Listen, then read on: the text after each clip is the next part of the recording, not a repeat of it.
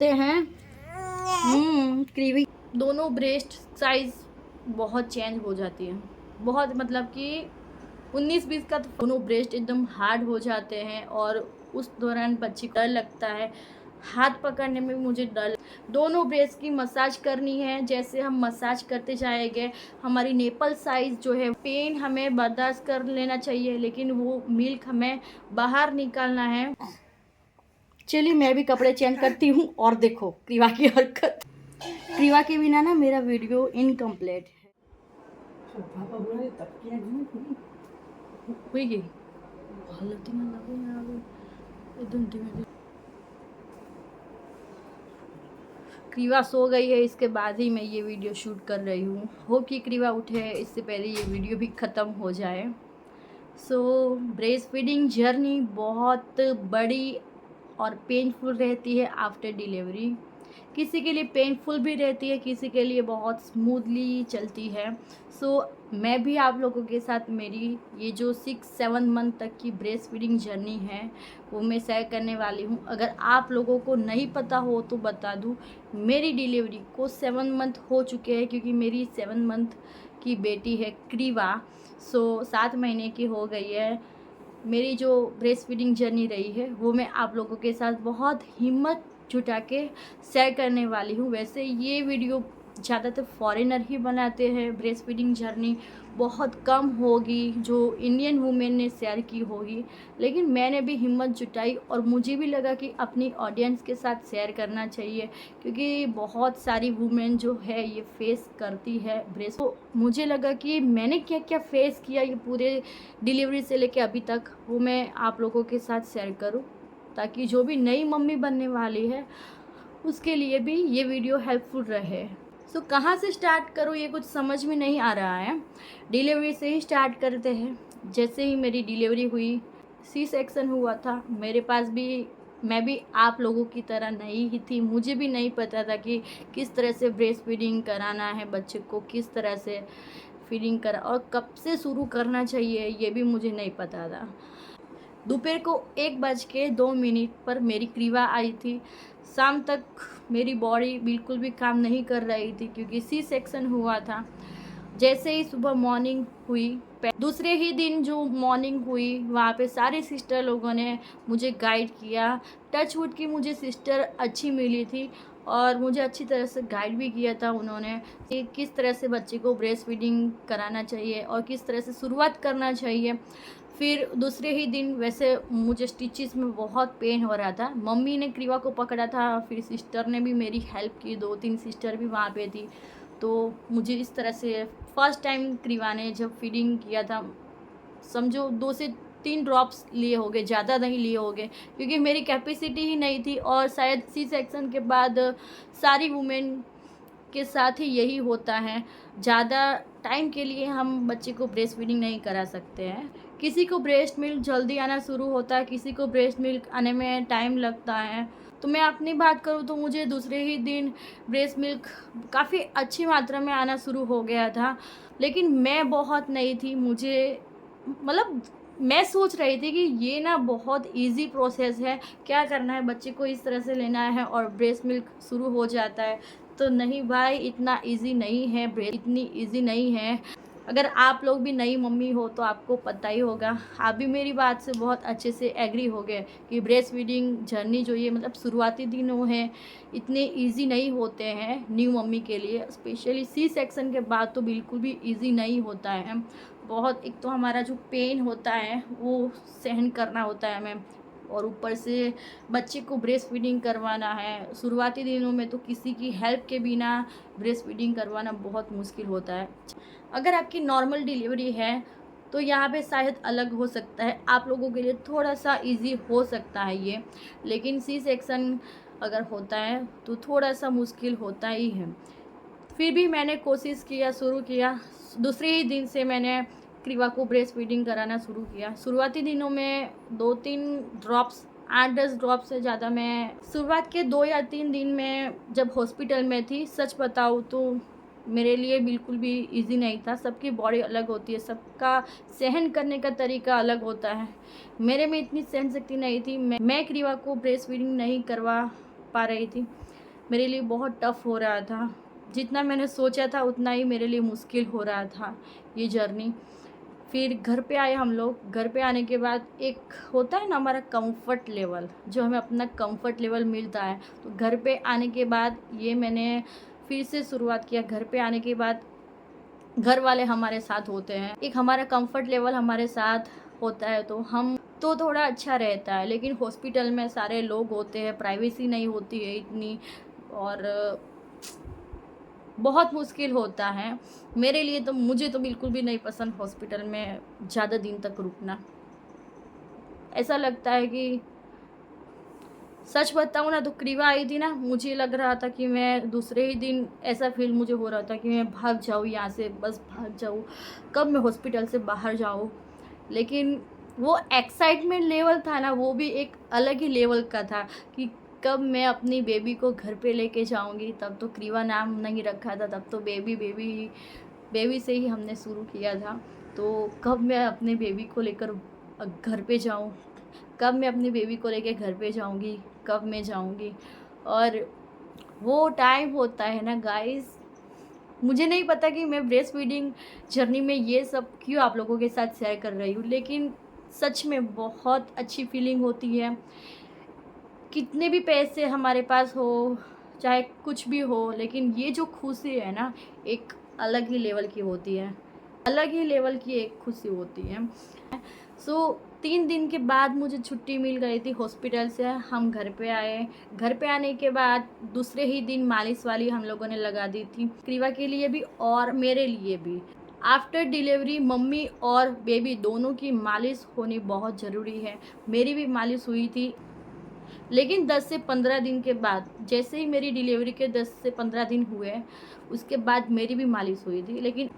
लेकिन अगर हमारी पहली डिलीवरी होती है, हमें नहीं पता होता है, तो हम एक गलती कर देते हैं कि हम जैसे ही हमारा ब्रेस्ट मिल्क बनना शुरू होता है, हमें तुरंत ही बच्चे को फीडिंग कराना चाहिए। अगर हम तुरंत फीडिंग नहीं करवाएंगे, दोनों ब्रेस्ट जो है वो एकदम हार्ड हो जाएंगे, मिल्क से भर जाएंगे। मेरे साथ भी यही हुआ था। एकदम बहुत ज़्यादा पेन हो रहा था, एक्सट्रीम लेवल का, क्योंकि दोनों ब्रेस्ट मिल्क से भरे हुए थे, और फिर उस कंडीशन में हम बच्चे को ब्रेस्ट फीडिंग भी नहीं करा सकते। शुरुआती दिनों में मैंने भी यही फेस किया था। फिर उस कंडीशन में हमें क्या करना चाहिए, अभी वो मैं आप लोगों के साथ शेयर करने जा रही हूँ। अगर आप लोगों के वहाँ मालिश वाली नहीं आती, या फिर आप अकेले रहते हैं, आफ्टर डिलीवरी आप अकेले हैं, तो आप लोगों के लिए शायद ये बहुत हेल्पफुल हो सकता है।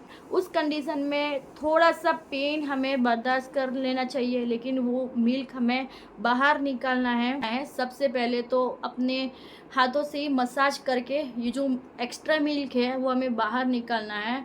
जैसे ही आप अपने, या फिर किसी की हेल्प भी ले सकते हैं, आप अपने हस्बैंड की हेल्प ले सकते हैं, या फिर कोई सिस्टर या फिर कोई भी लेडीज़ की हेल्प लेके अच्छे से मसाज करके दोनों ब्रेस्ट की मसाज करनी है। जैसे हम मसाज करते जाएंगे, हमारी नेपल साइज़ जो है वो भी इम्प्रूव होगी। मैं भी कुछ ऐसा ही फेस कर रही थी। मेरी नेपल साइज़, दोनों नेपल साइज़ बहुत छोटी थी। क्रीवा को फीडिंग कराने में भी बहुत दिक्कत आ रही थी, क्योंकि नेपल की साइज़ छोटी होने की वजह से क्रीवा फीडिंग कर ही नहीं पा रही थी, मुंह में ले ही नहीं पा रही थी। तो गाइस फिर मैं क्या करती थी, हॉस्पिटल से मुझे ना इंजेक्शन की तरह ही कुछ आता है, जैसे ब्रेस्ट पंप आता है ना, उसी तरह कुछ आता है।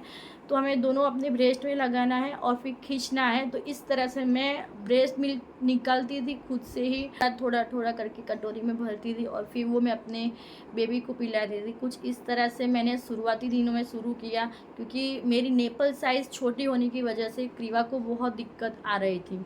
फिर धीरे धीरे करके जैसे मैं खिंचती गई, ये एक नेचुरल प्रोसेस है गाइस। नेचर को जैसे समझने आने लगता है कि अभी बच्चे को ब्रेस्ट मिल्क की ज़रूरत है, बच्चा जैसे ब्रेस्ट मिल्क लेना शुरू करता है, वो अपने आप धीरे धीरे जो नेपल साइज़ है वो चेंज होती जाती है। कुछ टाइम के बाद, समझो 1 महीने के बाद, तो मैं एकदम एक्सपर्ट हो गई थी ब्रेस्ट मिल्क में। फिर धीरे धीरे करके इस तरह से मैंने शुरू किया, और ब्रेस्ट फीडिंग जर्नी में मैं पूरी तरह से सक्सेस हुई। 1 से 1.5 महीने तक मैं एक्सपर्ट हो गई थी। फिर मेरे लिए बहुत इजी हो गया था। बीच में मैं आप लोगों के साथ एक बात शेयर करना भूल गई, पता नहीं मैं कौन सी पटरी पे चल जाती हूँ और कहाँ पहुँच जाती हूँ, मुझे भी नहीं पता। मैं अपनी बात आप लोगों के साथ शेयर करना भूल गई। वो मेरे यहाँ पे मालिश वाले दीदी आते थे ना क्रीवा के लिए।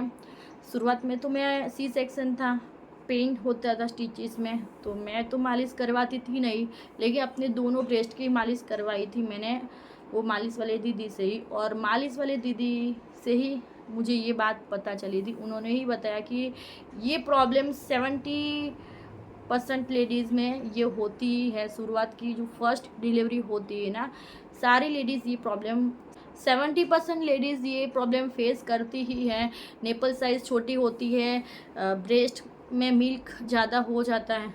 शुरुआत में हमें पता नहीं होता कि बच्चे को कैसे ब्रेस्ट फीडिंग कराना होता है, दोनों ब्रेस्ट एकदम हार्ड हो जाते हैं और उस दौरान बच्चे को फीड करवाना और भी ज़्यादा मुश्किल हो जाता है। तो उस टाइम में क्या करना है, हमें ब्रेस्ट की मालिश करनी है 5 से 6 दिन तक। शुरुआती दिनों में अगर हम अच्छे से अपनी दोनों ब्रेस्ट की मालिश करेंगे तो ये धीरे धीरे अपने शेप में आते जाएंगे, और जैसे जैसे हम बच्चे को फीड कराते जाएंगे तब नेपल साइज़ भी धीरे धीरे इम्प्रूव होती जाएगी।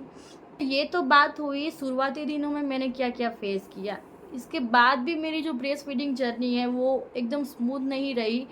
टच वुड मेरा मिल्क बहुत अच्छे से इंक्रीज़ हो रहा था, मेरा मिल्क बहुत अच्छे से आ रहा था, और शायद मेरा मिल्क बहुत हेल्दी भी था अपनी क्रीवा के लिए, जो आप खुद रिज़ल्ट देख सकते हैं मेरी बच्ची पे कितना अच्छा रिज़ल्ट मिला है। बहुत अच्छे से वेट गेन भी हुआ है, और ये एक ही ब्रेस्ट फीडिंग का भी एक परिणाम हो सकता है। उसके अलावा भी मैंने खाने पीने में भी बहुत ध्यान रखा है, और मालिश भी मैं एक भी दिन स्किप नहीं करती हूँ अपने बच्चे की। मालिश भी रेगुलर मैं अपने खुद से ही करती हूँ। अभी 2 महीने तक मालिश वाली रखी थी, इसके बाद तो मैंने खुद से ही करना स्टार्ट किया था। और यहाँ पे मैं एक छोटी सी बात मैं आप लोगों के साथ शेयर करना चाहती हूँ। जहाँ पे हम रहते हैं ना, वहाँ पे एक ट्रेंड है, बोल सकते हैं कि मालिश वाली रखनी है, और मालिश वाली ही परफेक्ट मालिश करती है बच्चे को। सो बिल्कुल भी नहीं, एकदम रॉन्ग है ये। हाँ, कुछ लोगों के पास टाइम नहीं होता है, कुछ वुमेन वर्किंग होती है, या फिर कोई रीज़न की वजह से हम मालिश अपने बच्चे को नहीं कर सकते हैं, तो बात अलग है। लेकिन मैं तो यही बोलूँगी, अपने बच्चे की मालिश एक अपनी माँ के जैसे कोई नहीं कर सकता है। मालिश एक थेरेपी है, एक फ़ील है, जो मालिश करने की वजह से माँ और बच्चे के बीच में जो बॉन्डिंग होती है वो भी स्ट्रॉन्ग होती है, और बहुत सारे फ़ायदे हैं। बच्चा माँ को बहुत अच्छे से बहुत जल्दी समझने लगता है, और एक माँ के जैसा टाइम और एक माँ के जैसे अच्छी मालिश मुझे नहीं लगता कोई मालिश वाली भी कर सकती है। चलिए, ये तो मालिश के बारे में मैंने छोटी सी बात थी जो आप लोगों के साथ शेयर करनी थी, कर दी। किसी को बुरा भी लग सकता है, किसी को अच्छा भी लग सकता है, लेकिन मैं जो फील करती हूँ वो मुझे लगा आप लोगों के साथ शेयर करना चाहिए। बाकी इसके बारे में आपकी क्या राय है, आप ज़रूर मेरे साथ कमेंट में शेयर कर सकते हैं। चलिए, इसके बाद धीरे धीरे करके मैं सीख रही थी बच्चे को किस तरह से ब्रेस्ट फीडिंग कराना, और बहुत अच्छे से मैं सीख भी गई थी। शुरुआती दिनों में क्रीवा 2 महीने की थी, तब तक मैं रात को भी मैं खड़ी होके ही, अभी तो मैं क्रीवा को सोते सोते मैं फीडिंग करा देती हूँ, क्योंकि इतना एक्सपर्ट हो जाते हैं हम 6-7 महीने तक। तो शुरुआती देर से 2 महीने तक मैंने क्रीवा को, क्योंकि बच्चा बहुत छोटा होता है उस वक्त, हमें भी बहुत डर लगता है, हाथ पकड़ने में भी मुझे डर लगता था क्रीवा का, और रात को सोते वक्त भी बहुत डर लगता था कि गलती से मेरे हाथ पग ना लग जाए क्रीवा को। तो सबके साथ सारे पेरेंट्स ये सारी चीज़ें फेस करते ही है। सो 2 महीने तक तो रात को भी मैं जब क्रीवा को फीडिंग कराती थी ना, मैं अलार्म लगा के रखती थी, या मैं ना अलार्म सेट करके रखती थी अपने मोबाइल में। हर 2 घंटे के बाद क्रीवा को फीडिंग करानी ही है, हर 2 घंटे के बाद क्रीवा को फीडिंग करानी ही है। शायद उससे पहले क्रीवा उठ जाती थी, या हर 2 घंटे में मैं क्रीवा को फीडिंग कराती थी रात के वक्त। दिन में भी 2-2.5 घंटे के बाद तो मैं फीडिंग कराती ही थी। और क्रीवा को भी बहुत भूख लगती थी, वो भी बहुत भूखड़ है मेरी तरह। मतलब कि जब क्रीवा को भूख लगती है ना, तो वो किसी के पास नहीं जाती है, किसी को भी मतलब कुछ नहीं खाना चाहिए, मतलब चाहिए, वो बिल्कुल भी कंट्रोल नहीं कर सकती है। इतना ज़्यादा रोती है, इतना ज़्यादा रोती है कि हमें भी डर लगता था, हम भी डर जाते थे कि जल्दी से पहले इसे खाना दे दिए। तो मेरे साथ भी यही होता था। कभी कभी वो क्रीवा खुद से उठ जाती थी या फिर कभी कभी मेरा अलार्म मुझे उठा देता था। तो इस तरह से मैं हर 2 घंटे में तो उठ जाती थी।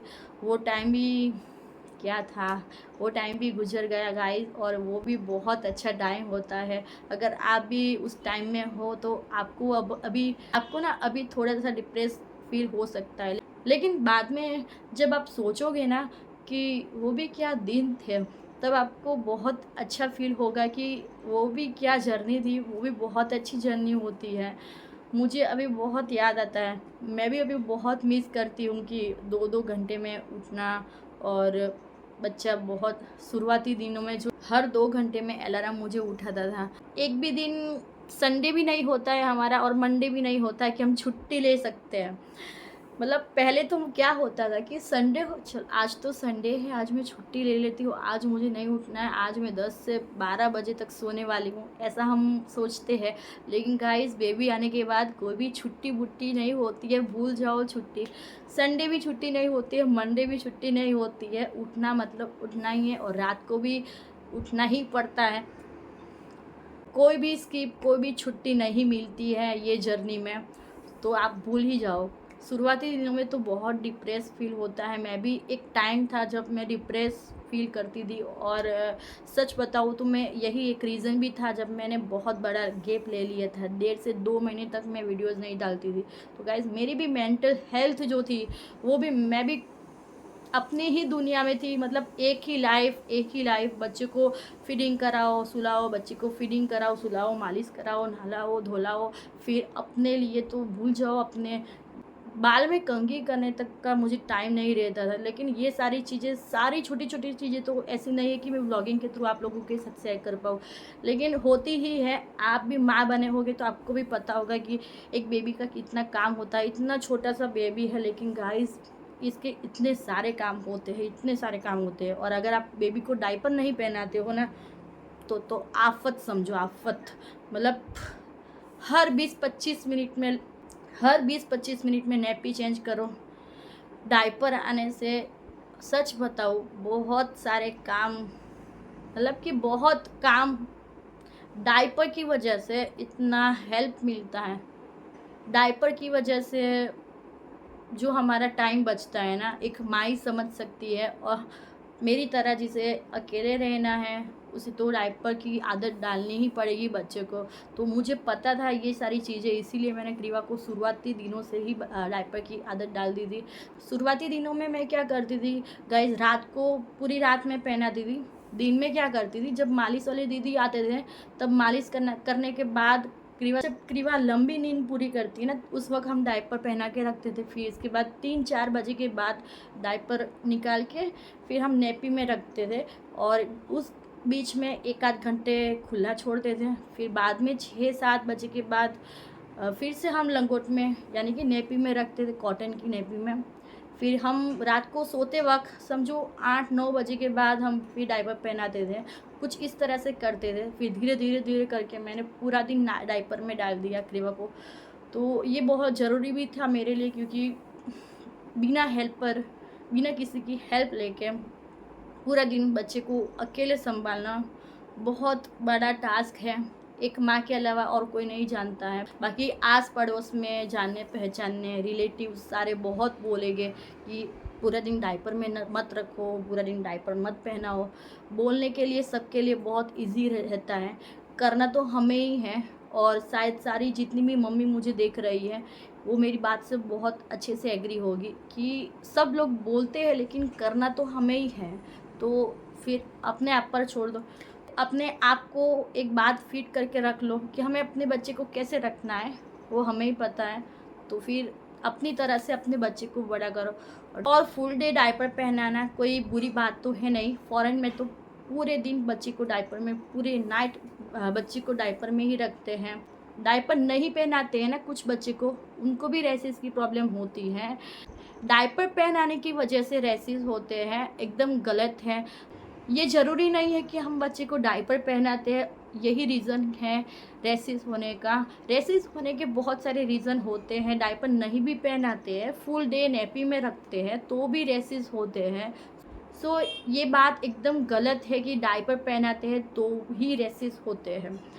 हमें अपने बच्चे का प्राइवेट एरिया है वो हमेशा क्लीन रखना है। जब भी डायपर पहनाओ या फिर डायपर रिमूव करो, अपने जो भी है वाइप्स या फिर पानी से वो एरिया क्लीन रखो। उसके बाद कोकोनट ऑयल डेली डायपर पहनाने के बाद भी, डायपर निकालने के बाद भी नारियल तेल हमेशा लगाओ।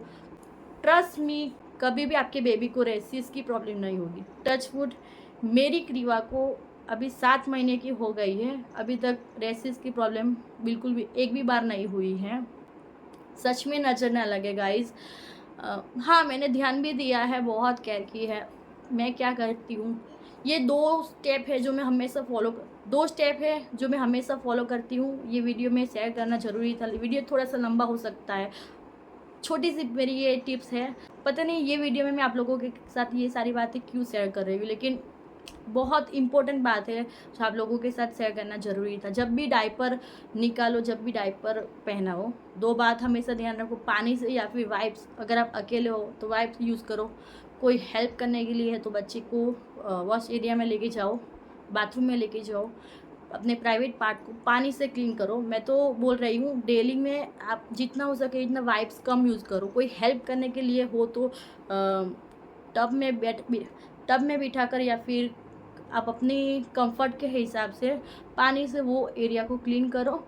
इसके बाद नारियल तेल लगाओ, फिर डायपर पहनाओ। तो उस तरह से यही प्रोसेस आप दिन में जब भी डायपर निकालते हो या फिर पहनाते हो उस वक्त कर सकते हैं। तो दिन में ये प्रोसेस 2 या फिर 3 बार, जब भी आप डायपर पहनाते हो या फिर निकालते हो, ये प्रोसेस ज़रूर करो। तो कभी भी आपके बच्चे को रेसिस की प्रॉब्लम नहीं होगी। चलिए मेन टॉपिक पे आते हैं। मैं जो जर्नी में आप लोगों के साथ शेयर करने आई हूँ वो शेयर करते हैं। ऐसे करके धीरे धीरे मेरी ये जो क्या बोलते हैं ब्रेस्ट फीडिंग जर्नी चलती गई, बहुत स्मूथली होती गई। धीरे धीरे करके मैं भी एक्सपर्ट हो गई इसमें। 3 महीने तक तो 3-3.5 महीने तक तो ये बहुत स्मूथ हो गई। फिर इसके बाद एक और बड़ी दिक्कत मैंने फेस की थी, वो मैं आप लोगों के साथ शेयर करने जा रही हूँ। 3-3.5 महीने तक सही था। इसके बाद धीरे धीरे करके मैंने एक चीज़ नोटिस करने लगी। मैं क्या करती थी गाइस, मेरी गलती भी थी या फिर मुझे भी कुछ पता ही नहीं चला, शायद मेरी गलती ही होगी। मुझे ना एक साइड बहुत कंफर्ट मिल रहा था। इस तरह से राइट साइड जब मैं क्रीवा को बिठाती थी ना ब्रेस्ट फीडिंग में, तो मुझे थोड़ा इजी लगता था। तो रात के वक्त भी जब मैं क्रीवा को भूख लगती थी तो मैं इस तरह से राइट साइड में ही दूध पिला देती थी और सुला देती थी। फिर ऐसे करके मुझे मतलब मेरे दिमाग में भी नहीं आया ये बात। फिर धीरे धीरे करके मुझे ना एक आदत हो गई और मेरा भी एक कंफर्ट लेवल हो गया कि इस तरह से क्रीवा को यहाँ पे रखना है, तुरंत फटाफट ब्रेस्ट फीडिंग करा देना है और अपने काम में मैं लग जाती थी। इस तरह से मैं क्या करती थी, मैं एक ही तरफ क्रीवा को ब्रेस्ट फीडिंग कराने लगी, दूसरी तरफ तो मैं भूल ही गई कि क्रीवा को यहाँ से भी ब्रेस्ट फीडिंग कराना है। तो ये चीज़ ना मेरी मम्मी नोटिस कर रही थी धीरे धीरे। तो मम्मी ने मुझे 2-3 बार बोला भी कि तू एक साइड ही ब्रेस्ट फीडिंग करा रही है क्रीवा को, दूसरी साइड क्यों नहीं करा रही है, ये बहुत गलत है। और फिर इसके बाद यहाँ पे दूध आना भी कम हो जाएगा या फिर बंद हो जाएगा और भी सारी दिक्कत आ सकती है। तो फिर मैंने ये चीज़ ना बहुत ज़्यादा मतलब माइंड पे नहीं ली। जो जैसा चलता गया फिर मैंने भी बहुत ज़्यादा ध्यान नहीं दिया। फिर कुछ दिनों में मैंने एक चीज़ नोटिस की, मेरे ये ब्रेस्ट की साइज़ और ये ब्रेस्ट की साइज़ दोनों चेंज हो गई थी। चेंज मतलब कि 19-20 का फ़र्क हो तो चलता है, लेकिन बहुत बड़ा ये डिफरेंट कुछ छोटा मोटा नहीं था, बहुत ज़्यादा डिफरेंस मुझे फील आ रहा था। और फिर मम्मी के साथ भी मैंने ये बात शेयर की। मम्मी ने भी मुझे बताया कि ये तेरी ही गलती है, तो एक साइड ही क्रीवा को ब्रेस्ट फीडिंग कराती गई। तो उसे ना ये भी एक नेचुरल प्रोसेस है गाइस। जैसे नेचर को पता चलता है कि बच्चे को मिल्क की ज़्यादा ज़रूरत है, तो उस तरह से मिल्क ज़्यादा बनता है। तो एक ही ब्रेस्ट से क्रीवा को पिलाती थी, तो उसके साथ भी यही हुआ कि मैं एक ही ब्रेस्ट से मिल्क पिलाती थी ना, तो उस साइड मिल्क बनना ज़्यादा हो गया था और दूसरे साइड मिल्क बनना कम हो गया समझो, या फिर बंद तो नहीं बोलूँगी एकदम कम हो गया था। बहुत कम मिल्क यहाँ से आता था। एक ब्रेस्ट में बहुत ज़्यादा मिल्क मेरा बनता था और दूसरे ब्रेस्ट में बहुत कम मिल्क बनता था, क्योंकि क्रीवा यहाँ से पीती ही नहीं थी। फिर धीरे धीरे मुझे जब ये पता चला ना, तब बहुत लेट हो गया था। फिर जब मैं क्रीवा को यहाँ से ब्रेस्ट फीडिंग कराना मैंने शुरू किया ना, तो क्रीवा यहाँ से ब्रेस्ट फीडिंग कर ही नहीं रही थी। क्रीवा को भी यहाँ से आदत लग गई थी। फिर मेरी ये जो नेपल साइज़ है ना, उसमें भी फ़र्क आ गया है। यहाँ पे जो मेरी नेपल साइज़ है वो बहुत बड़ी है और क्रीवा इजीली खाना ब्रेस्ट फीडिंग कर लेती है, और यहाँ पे जो नेपल साइज़ है वो एकदम छोटी है। बच्चा इजीली ब्रेस्ट फीडिंग नहीं कर पाता है, बहुत ज़्यादा पावर की ज़रूर होती है। तो यहाँ से क्रीवा को इजी लगता था, तो क्रीवा यहाँ से ही इजीली कर लेती थी। अगर मैं यहाँ पे लगाती भी थी ना, तो वो रोना स्टार्ट कर देती थी और ये सब कर देती थी। तो इसलिए मैं भी बहुत परेशान हो रही थी कि कुछ भी हो जाए, कुछ भी हो जाए, मुझे गिव अप नहीं करना है। मुझे मेरी ये जो गलती है, मैंने जो ये गलती की है, क्रीवा को यहाँ से ब्रेस्ट फीडिंग कराना ही है, मुझे कराना ही है। तो क्रीवा अगर ब्रेस्ट फीडिंग नहीं करती थी तो मैं क्या करती थी, वो हॉस्पिटल से मुझे दिया था ना पंप जैसा खींचने के लिए, तो से ना पंप से मिल्क निकालती थी खींच कर, और फिर बॉटल में भर के क्रीवा को वो फीडिंग करा दी थी। उस तरह से मैंने शुरुआत किया, थोड़ा थोड़ा करके। फिर वो क्रीवा वो बॉटल से थोड़ा बहुत पी रही थी। बॉटल से भी क्रीवा को इतनी आदत नहीं है, तो मैं चम्मच से पिलाती थी कटोरी में लेके। इस तरह से मैं दिन में 3 बार 4 बार निकाल के पिलाती थी। तो ये जर्नी मेरे लिए बहुत टफ़ रही, बहुत टफ़ रही। 3 महीने के बाद जो मैंने स्ट्रगल किया ना ब्रेस्ट फीडिंग में, बहुत ज़्यादा स्ट्रगल किया है। कि ये बहुत इजी प्रोसेस है। जैसे हम बच्चे को यहाँ पे रखते हैं, वो अपने आप ब्रेस्ट फीडिंग करता है, वो जर्नी ना थोड़ी सी स्मूथ होती है। लेकिन हम अपने पंप से निकालते हैं, बार बार खींचना, और वो जो पेन होता है बहुत ऊपर का होता है। फिर हमें कटोरी में भरना, थोड़े थोड़े करके फिर बच्चे को पिलाना, ये प्रोसेस में बहुत ज़्यादा मेरा टाइम लगता था। तो इसीलिए एक मेरी जो मेंटल हेल्थ है ना, वो बहुत डिस्टर्ब होती थी। फिर इसलिए मैं कोई कुछ ज़्यादा टाइम भी अपने लिए नहीं निकाल पाती थी, और यूट्यूब पे भी नहीं एक्टिव रह पाती थी। ये एक रीज़न नहीं है, और भी बहुत सारे छोटे मोटे रीज़न हैं। मुझे लगा कि ये ब्रेस्ट फीडिंग जर्नी मेरी जो रही, मैंने जो गलती की वो आप लोग ना करें, इसलिए मुझे ये जर्नी आप लोगों के साथ शेयर करनी थी। और ब्रेस्ट फीडिंग कुछ लोगों के लिए कुछ भी ना हो, कुछ लोगों के लिए वरदान भी हो, लेकिन सच में ब्रेस्ट फीडिंग एक वरदान है। बहुत कम माएँ होती है जिससे बहुत अच्छा मिल्क आता है, बहुत कम लकी माँ होती है जिसे बहुत अच्छा मिल्क आता है। तो मैं उन लकी माँ में से हूँ कि मुझे बहुत अच्छा मिल्क आ रहा था। इनफैक्ट अभी भी आ रहा है कि मेरी बच्ची ना एक ब्रेस्ट से ही काफ़ी अच्छा पेट भर जाता था, और बहुत हेल्दी दूध मेरा आया है, ऐसा मेरी मम्मी भी बोलती है। और क्रीवा के ऊपर भी रिज़ल्ट जो मिला है वो मेरी ब्रेस्ट फीडिंग का ही मेन सबसे जो पार्ट होता है ना। इसीलिए बोलते हैं ना, शुरुआती दिनों में 6 महीने तक बच्चे को ब्रेस्ट फीडिंग के अलावा और कुछ भी नहीं देना है। बच्चे को ब्रेस्ट फीडिंग के अलावा पानी की भी ज़रूरत नहीं होती है, ब्रेस्ट फीडिंग में पानी भी मिल जाता है। और मैं भी आप लोगों को यही बोलना चाहती हूँ, WHO की गाइडलाइंस के अनुसार बच्चे को 6 महीने तक पानी के अलावा और कुछ भी नहीं देना चाहिए। बच्चे को ब्रेस्ट फीडिंग में पानी भी मिल जाता है, सारे न्यूट्रिएंट्स, प्रोटीन, मिनरल्स सब कुछ मिल जाता है। आई थिंक मैंने बहुत बड़ी बड़ी बातें कर ली, अब इतना इतना काफ़ी है। चलिए, अब छोटी छोटी और पॉइंट है जो मैं आप लोगों के साथ शेयर करना चाहती हूँ। गाइस, एक बात आप लोग हमेशा ध्यान रखिए, जब भी अगर आप प्रेग्नेंट हो या फिर अभी आप लोगों ने भी ये जर्नी शुरुआत की है, तो हमेशा कोशिश करो कि बच्चे को एक ब्रेस्ट से मिल्क ना पिलाओ। 5 मिनट यहाँ पे रखो, 5 मिनट यहाँ पे रखो, 5 मिनट यहाँ पे रखो, 5 मिनट यहाँ पे, दोनों ब्रेस्ट में एक बराबर सही टाइम रखो, ताकि दोनों ब्रेस्ट में अच्छे से मिल्क आए, राइट। एक और बात मैं आप लोगों के साथ यहाँ पे शेयर करना भूल गई।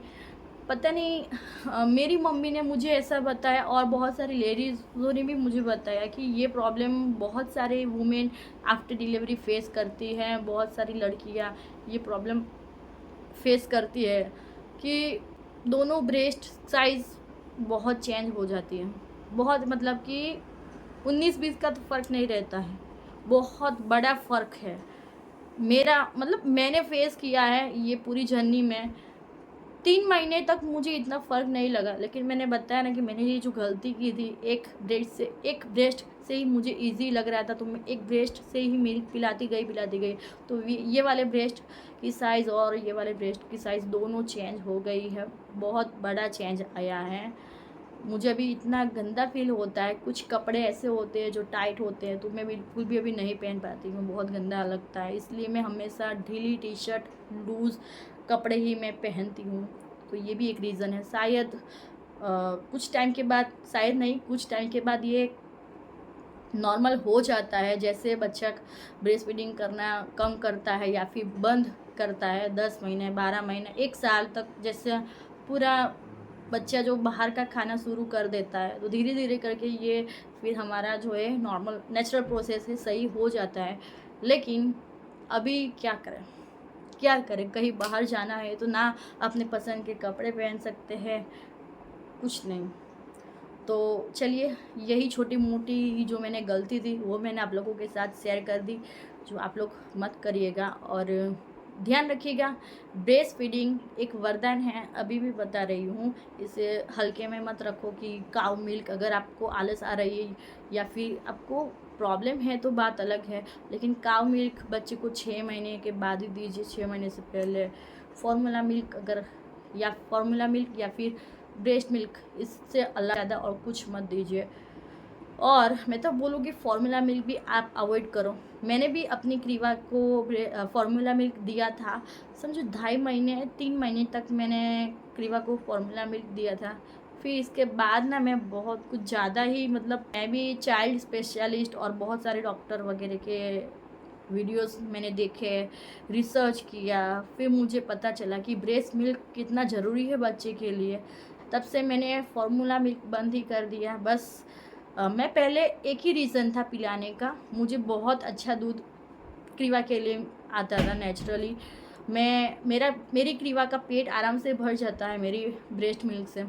लेकिन मैं एक ही रीज़न से पिलाती थी, कहीं मुझे बाहर अगर जाना पड़ा, मैं अकेली रहती हूँ, मुझे क्रीवा को छोड़ के कहीं अचानक बाहर जाना पड़ा, तो क्रीवा को आदत रहे कि फार्मूला मिल्क भी क्रीवा पिए। फिर वरना बच्चा क्या करता है, हम ब्रेस्ट मिल्क ही देते हैं तो बच्चा और कोई मिल्क नहीं पीता। लेकिन 3 महीने के बाद पता नहीं सडनली मुझे क्या हो गया कि कुछ भी हो जाए मैं अपने बच्चे को साथ लेकर ही जाऊँगी, कहीं भी जाना पड़े तो मैं क्रीवा को छोड़ के नहीं जाऊँगी। लेकिन ब्रेस्ट फीडिंग जर्नी जो है वो मुझे बहुत क्लियर चाहिए। लेकिन मैं अपने बच्चे को ब्रेस्ट मिल्क के अलावा और कुछ नहीं देने वाली। फिर मैंने फार्मूला मिल्क, लास्ट डब्बा जो मैं लाई थी ना, वो पूरा भरा ही पड़ा है। मैं किसी ब्लॉग में आप लोगों के साथ शेयर कर दूँगी। अभी मैं सोच रही कि मैं ही खा कर पूरा करूँ, क्योंकि यार वेस्ट में फेंकने का मन तो नहीं कर रहा है। अभी भी मैं खा सकती हूँ आई थिंक, क्योंकि 4 से 5 महीने हुए होंगे। वेस्ट में नहीं डालूँगी क्योंकि बहुत महंगा आता है यार, फार्मूला मिल्क भी बहुत महंगा। एक डब्बा 400-500 रुपये का डब्बा मिलता है, इतना 15-20 दिन से ज़्यादा नहीं चलता होगा शायद। सो फेंकने नहीं वाली हूँ, मैं ही पूरा करूँगी। और जब भी मैं क्रीवा को ब्रेस्ट फार्मूला मिल्क देती थी ना स्टार्टिंग के दिनों में, रात के वक्त थोड़ा सा, तो आधा तो मैं ही ख़त्म कर दी थी। चलिए, बहुत सारी बक कर दी और ये वीडियो बहुत लंबा भी हो गया। हो कि ये मेरी जर्नी है वो आप लोगों ने एंजॉय भी की होगी, आप लोगों के लिए हेल्पफुल भी रहा होगा, क्योंकि बहुत सारे पॉइंट है ऐसे जो मैंने आई थिंक कवर कर दिए। कुछ पॉइंट मैं भूल गई हूँ तो किसी ब्लॉग में शेयर कर दूँगी। लेकिन फार्मूला मिल्क ही है। ब्रेस्ट फीडिंग वो ऊपर वाले ने दिया, वरदान है बोल सकते हैं, क्योंकि सारी माँ को ये मौका नहीं मिलता है। लेकिन आपके पास ये मौका है, आपको बहुत अच्छा मिल्क आ रहा है, तो प्लीज़ आप फार्मूला मिल्क मत दो अपने बच्चे को। जो गलती शुरुआत में मैंने भी की थी वो मैंने फिर सुधारी भी थी, कि मैं भी एक रीज़न की वजह से मुझे बाहर ना जाना पड़े, कहीं आदत हो बच्चे को, इसलिए मैंने फार्मूला मिल्क दिया था। कि यहाँ पे मैं डॉक्टर का नाम भूल गई हूँ, मुझे याद नहीं आ रहा है। लेकिन अगर आप लोकल हो, नवसारी के हो, तो श्रद्धा हॉस्पिटल को तो आप जानते ही होंगे। तो श्रद्धा हॉस्पिटल में ही अभी मैं क्रीवा को श्रद्धा में ही दिखवाती हूँ क्रीवा को। यहाँ पे मेरे घर से नज़दीक भी होता है, श्रद्धा हॉस्पिटल नज़दीक भी है और डॉक्टर भी बहुत अच्छे हैं। फर्स्ट टाइम मैं जब क्रीवा को फीवर आया था तब मैं लेके गई थी, मुझे बहुत अच्छी ट्रीटमेंट मिली थी। सो तब से मैंने क्रीवा को वहाँ पे ही दिखाना शुरू किया है। अगर छोटी मोटी भी प्रॉब्लम होती है तो मैं क्रीवा को श्रद्धा में ही लेके जाती हूँ। अगर आप नवसारी या फिर नवसारी के आसपास के एरिया में रहने वाले हो गुजरात में, तो श्रद्धा हॉस्पिटल बेस्ट है। चाइल्ड डॉक्टर बहुत अच्छे हैं, आप वहाँ पे अपने बच्चे को दिखाए, कुछ भी होगा बहुत अच्छा रिस्पॉन्स आपको मिलेगा। चलिए, आई थिंक सारे पॉइंट मैंने क्लियर कर दिए हैं। कुछ भूल गई हूँ तो आप भी कमेंट में शेयर कर सकते हैं मेरे साथ। मैं कमेंट में आप लोगों को आंसर देने की कोशिश करूँगी। कमेंट के सारे रिप्लाई मैं करती हूँ, कुछ कमेंट के मैं रिप्लाई लेट करती हूँ, लेकिन सारी कमेंट को मैं रिप्लाई करती हूँ। और प्लीज़ गाइस कमेंट ज़रूर कीजिए, आप लोगों की पॉजिटिव कमेंट से मैं बहुत मोटिवेट होती हूँ और भी अच्छे आप लोगों के लिए वीडियोस लेकर आने के लिए। उम्मीद रखती हूँ यहाँ पर भी आप लोग ऐसे ही अपना प्यार और सपोर्ट दोगे।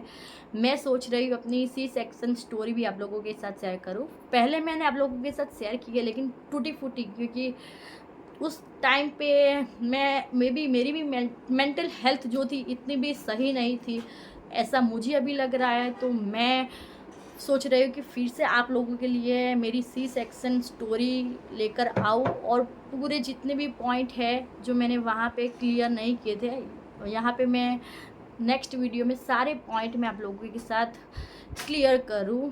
क्या आप लोग देखना चाहते हैं मेरी सी सेक्शन स्टोरी? तो कमेंट करके ज़रूर शेयर कीजिएगा। प्लीज़ आप कमेंट ज़रूर कीजिएगा कि ये वीडियो आप लोगों को कैसा लगा और मैंने सारे पॉइंट क्लियर किए हैं या नहीं किए हैं, कुछ रह गए हैं या फिर आप लोगों के कुछ सवाल है तो कमेंट में मेरे साथ शेयर कीजिए, वहाँ पे मैं आप लोगों को आंसर दे दूँगी। चलिए, मिलती हूँ नई वीडियो में, तब तक के लिए टेक केयर, बाय बाय, ख्याल रखिएगा अपना बहुत सारा। एक बात भूल गई थी जो अभी आप लोग कमेंट में पूछ सकते हैं कि हाल मतलब कि अभी क्या सिचुएशन है। तो गाइज अभी भी वही सिचुएशन है जो पहले थी। एक ब्रेस्ट की साइज़ बहुत अलग है, बड़ी है, और एक ब्रेस्ट की साइज़ बहुत छोटी है। लेकिन क्रीवा अभी क्या है, क्रीवा बड़ी हो गई है, अभी 7 महीने की हो गई, तो क्रीवा यहाँ से भी मिल्क लेना सीख गई है और काफ़ी अच्छे से अभी यहाँ से भी ब्रेस्ट फीडिंग करा देती हूँ मैं। लेकिन क्रीवा ना कभी कभी जब आलस करती है ना तब यहाँ से नहीं लेती है, या फिर बहुत रोती है या फिर बहुत भूख लगती है ना क्रीवा को, तब क्रीवा को थोड़ा इजी वे में चाहिए तो क्रीवा यहाँ से ही करती है, फिर यहाँ से बंद कर रोती है, चिल्लाती है, तो फिर मैं ज़्यादा फोर्स नहीं करती हूँ। लेकिन यहाँ से भी मैं दिन में कोशिश करती हूँ 2-3 बार मैं करा देती हूँ। गिव अप नहीं किया है अभी भी मैंने, और ना ही करूँगी। जब तक ब्रेस्ट फीडिंग जर्नी चलती रहेगी, 1-1.5 साल तक मैं कराऊँगी क्रीवा को फीडिंग, तो तब तक मैं गिव अप नहीं करने वाली हूँ। और होप कि ये जो प्रॉब्लम है वो जल्दी ठीक हो जाए साइज़ की, और इसके लिए कुछ उपाय है तो प्लीज़ कमेंट में शेयर करो, क्या करूँ मैं। बाकी परेशान तो बहुत हूँ बच्चे के लिए, जो ये अपने फिगर को ख़राब किया है, ख़राब तो नहीं बोलूँगी, सारी माएँ करती ही हैं और बहुत सारे लोग ये फेस करते हैं। क्या आप लोगों ने भी ये फेस किया है तो भी मेरे साथ कमेंट में ज़रूर शेयर कीजिएगा, मुझे बहुत अच्छा लगेगा। क्योंकि मेरे पास ये इतनी सारी ऑडियंस है, छोटी मोटी, बहुत बड़ा अमाउंट भी नहीं है, लेकिन इतने प्यारे प्यारे मम्मियाँ हैं मेरे साथ जुड़ी हुई है। सो मुझे अच्छा लगेगा आप लोग भी मेरे साथ शेयर करोगे। क्या आप लोगों में से किसी ने ये फेस किया है? मैं बहुत परेशान चल रही हूँ, कुछ भी अपने फेस्टिवल आने वाले हैं, अपने हिसाब से कपड़े नहीं ले सकती, अपने ये नाइट सूट अपने लूज टी शर्ट में ही 2 मिनट बस पति गयो वीडियो। गाइज मम्मी मुझे बुला रही है और मम्मी मेरे लिए अदरक वाली चाय लेके आ गई। क्रीवा भी सो रही है, मेरा वीडियो भी ख़त्म हो गया है। सो चलिए फिर चलते हैं, मैं चाय पीने जा रही हूँ, मम्मी बैकग्राउंड के पीछे है। और ये इसी के साथ, मक्खी के साथ, ये चाय के साथ वीडियो को एंड करते हैं। बाय गाइज, और कमेंट में ज़रूर शेयर कीजिएगा कितने लोगों ने ये प्रॉब्लम फेस किया है। बाय गाइज, देखो मेरी क्रीवा उठ गई है और रेडी भी हो गई है। ये वीडियो को तो मैंने एंड कर दिया था। वीडियो को तो मैंने एंड कर दिया था, क्रीवा को मिलवा देती हूँ। ये रही मेरी क्रीवा, उठ गई है। हम लोग ना बाहर जा रहे हैं, सो इसलिए क्रीवा को कैप भी पहना दिया है, क्रीवा को रेडी भी कर दिया है। क्रीवा कैसी लग रही है? क्रीवा के बिना ना मेरा वीडियो इनकम्प्लीट है। मुझे पता है आप लोग मेरी क्रीवा को देखने के लिए आते हैं, सो क्रीवा ना दिखे ये तो हो ही नहीं सकता है ना। सो क्रीवा को भी मिल लो। ये 7 महीने की हो गई है और मैंने आप लोगों के साथ मेरी 6 मंथ मतलब ये 6-7 मंथ तक की जो जर्नी है वो शेयर की है। चलो फिर एंड करते हैं। क्रीवी के साथ, क्रीवा ने साथ एंड करी ने वीडियो ने, है ने? બહુ તોફાનો થઈ ચાલ્યું।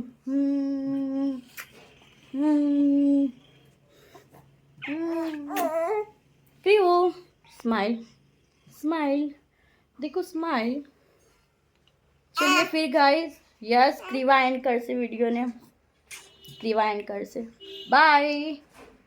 मिलते हैं नए वीडियो में। वीडियो पसंद आया हो तो लाइक एंड सब्सक्राइब करवाना भूलता नहीं। Bye bye. चलिए मैं भी कपड़े चेंज करती हूँ। और देखो क्रीवा की हरकत, क्रीवा की हरकत। क्रीवा कैप में करे जाते जाते ही के।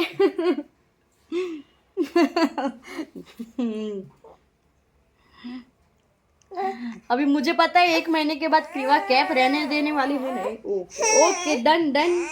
हाँ मुकी देगी। Bye bye guys, bye.